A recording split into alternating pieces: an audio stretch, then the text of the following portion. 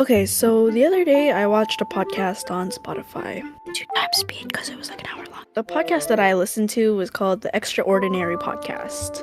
And the episode that I listened to was called Cult Survivor, born and raised in an international cult.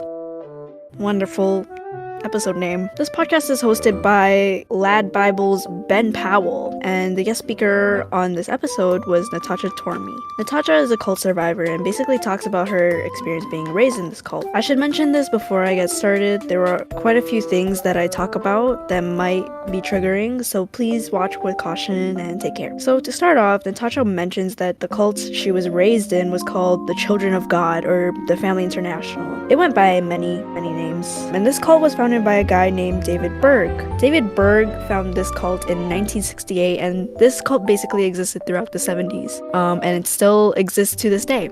His mother was quite religious, and so was he, but he kind of had different ideals than what his mother had, so then he decided to start his own cult. From my understanding, he's from England, and when he tried to start his cult there, it wasn't as accepting, and a lot of people disagreed with his ideals, so then he moved to America and tried to branch out. But the same things would kind of happen, so he would move around from place to place, trying to recruit members for his cult. In this episode, Natacha basically says that she is the second generation of this cult. She talks about how kids who are born in the cult were very isolated and immersed in this lifestyle, and it wasn't until she was 18 that she could legally leave. Since she grew up in this cult, she thought that everyone lived like this.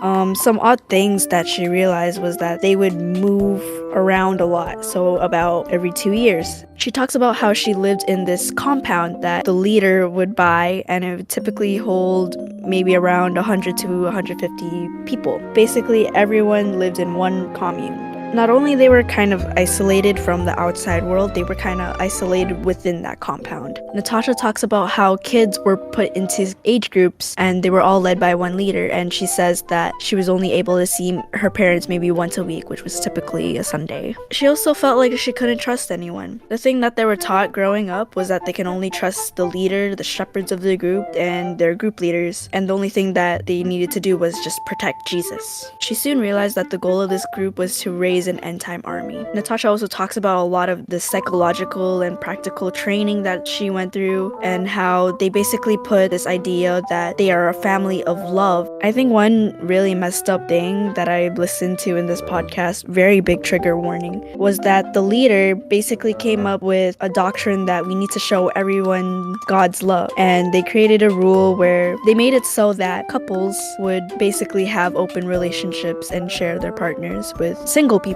and it soon became more of a scheduled thing. So he would assign people to sleep with who, whether being married or in a relationship or just being single. Other ways that they would quote unquote show God's love was through prostitution. They had this thing called flirty fishing. It was their members going into bars and sleeping with businessmen and kind of recruiting them, and showing quote unquote God's love quickly turned into financial exploitation. At the beginning of the podcast, Natacha talks about how once you join the cult, you have to give up all your finances and basically all the money that you own. So when these members would sleep with people, they would give everything and also tell them to do the same thing, which was flirty fishing. In terms of like how they learned within the compound, they were very limited to what resources they had access to. Natacha talks about how her life was basically kind of a military kind of lifestyle. And what really shocked me towards the end was that despite all this happening, these people were being recruited without even seeing the leader's face. Natacha talks about how he was displayed as a cartoon or just a simple drawing,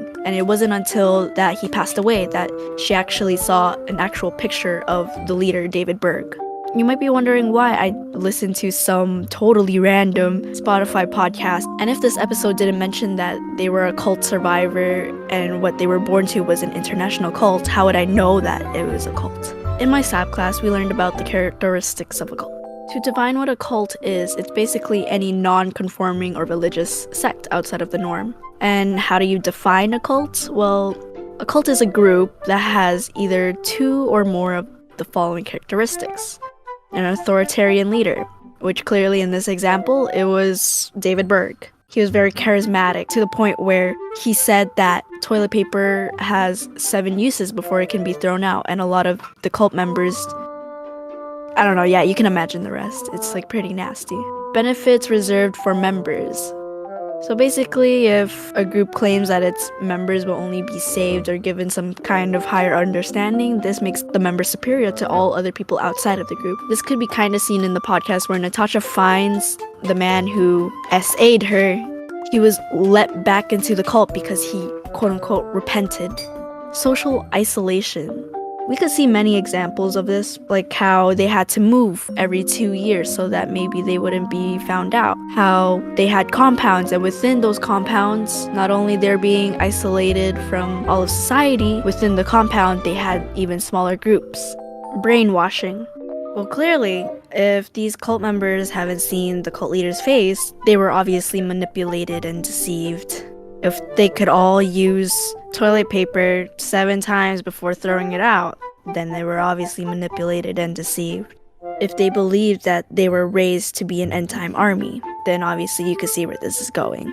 Brainwashing also includes physical or mental abuse. And Natacha talks about it quite a bit, that the kids at that compound were physically abused. Financial exploitation.